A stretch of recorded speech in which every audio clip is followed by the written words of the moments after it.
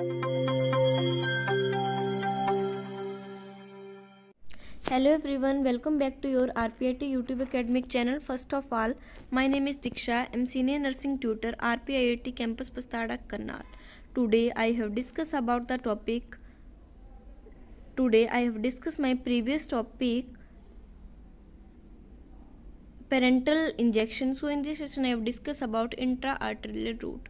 ठीक है, तो हमने पिछले सेशन में भी पढ़ा था जो इंट्रा आर्टरियल रूट होता है वो कहाँ पर इंजेक्शन प्रोवाइड करते हैं, हम आर्टरी या फिर आर्टरीज में, और ये मोस्ट ऑफ हम कैंसर वगैरह के पेशेंट में यूज़ करते हैं क्योंकि उसमें एक स्पेसिफिक ऑर्गन तक हमें इंजेक्शन पहुंचाना होता है। तो वो ये intra arterial means drug administration with in to the artery और आर्टरीज। फॉर एग्जाम्पल इन्होंने वही दिया है, जो भी एंटी कैंसर वाला पेशेंट है, agent of drug targeting into the particular organ में क्या होता है, ड्रग टारगेटिंग की नीड होती है।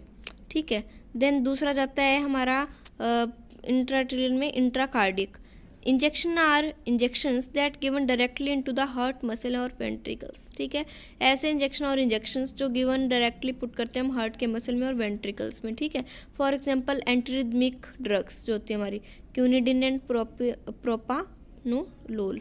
ठीक है, ये देखो डायरेक्टली हम क्या करते हैं सिरिंजेस की हेल्प से पुट कर रहे हैं टू द हार्ट में। देन तीसरा जाता है इंट्रास्पाइनल, ये तो सभी ने सुना होगा, स्पाइनल देखिए जब जो भी कोई ऑपरेशन होते हैं तो अंडर स्पाइनल ही होते हैं।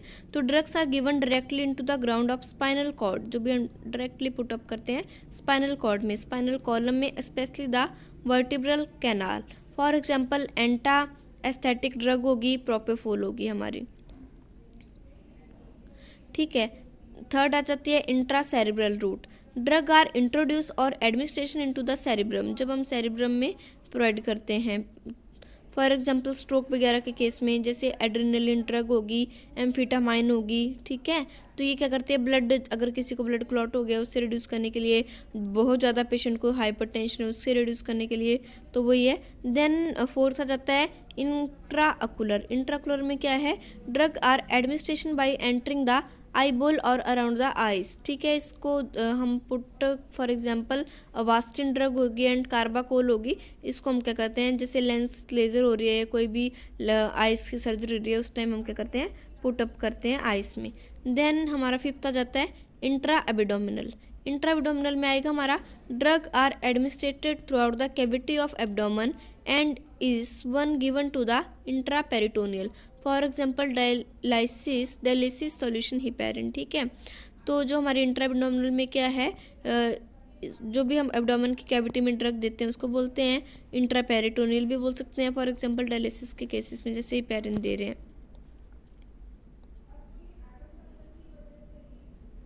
आगे है एडवांटेज, एडवांटेज में क्या है, an immediate physiological response can be achieved. ठीक है, सुटेबल फॉर अनकोऑपरेटिव, ठीक है, नजिसिस और unconscious patient must be administrated by the injection. ठीक है, एक तो हम क्या करते हैं, एक तो इसका साइकोलॉजिकल रिस्पॉन्स अच्छा होता है, दूसरा सूटेबल होती है ये अनकोऑपरेटिव पेशेंट के लिए, जिसको जैसे नोजिया वगैरह आ जाता है उनके लिए भी अच्छी होती है। Provide correcting serious disturbance of fluid and electronic balance and given the physician control the drug since the patient must be retained continued treatment.